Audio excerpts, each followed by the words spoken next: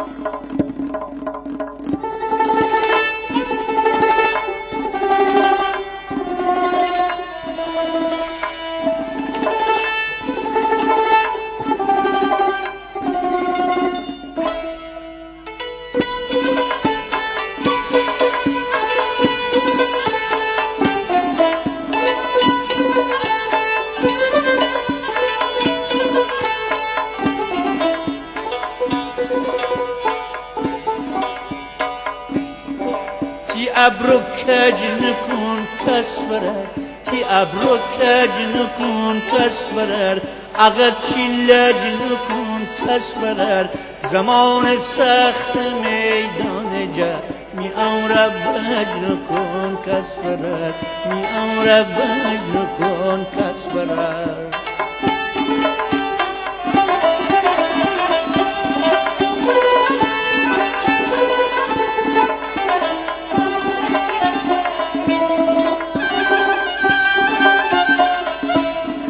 میسی نفس نزن کس برر، نفس نزن کس برر.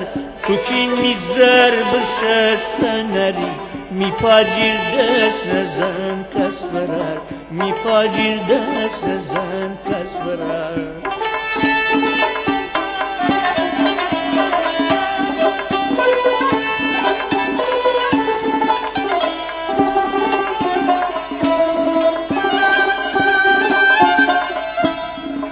امین من گیل خیه بکره، چرا می پیش رو بدره. باز این کی کار بده امین دست، خودش اپا میان دبره، خودش اپا میان دبره.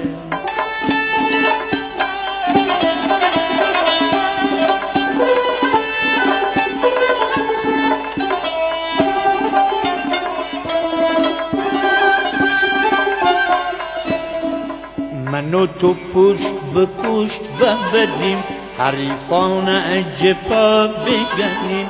همه حیات خامونه میان، حصار دوریه بسنیم، حصار دوریه بسنیم.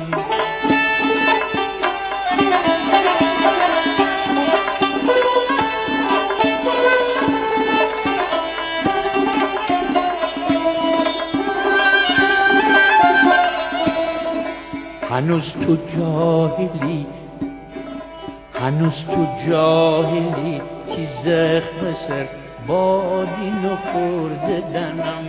تره شب نصف شب خواب میان، آبین برده دنم. نشیشتی گرم و سردننی، نخوردی چوب و دردننی.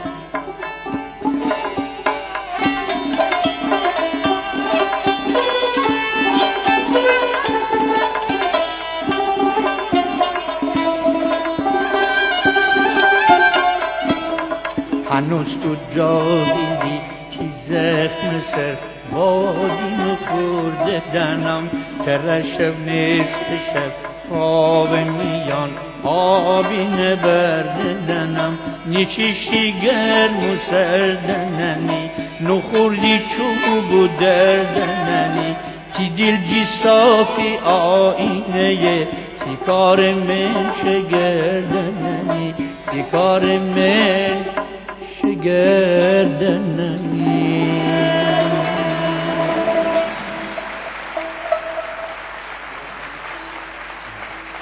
خیلی ممنون.